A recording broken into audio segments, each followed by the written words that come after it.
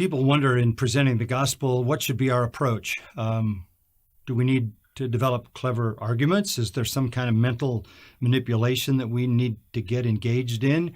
Or do we need to kind of hide some of the very difficult truth like sin and judgment and eternal hell and go to the good stuff to try to attract somebody?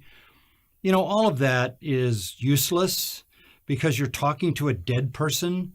You're talking to someone that Ephesians 2 says is dead in trespasses and sins, who is a child of wrath, who is a son of Satan.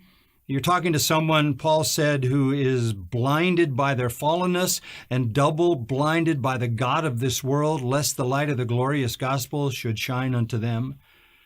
You don't have, by the strength of your arguments or the manipulation that you might do in someone's mind, the ability to break through and produce life in that spiritual deadness.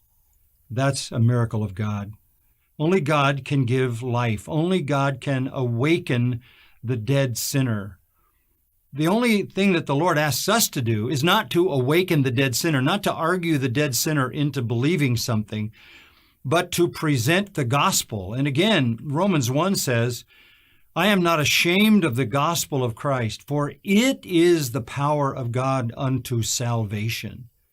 You're not the power. Your arguments aren't the power. The gospel is the power that the Spirit of God uses to give life in those whom he wills to save.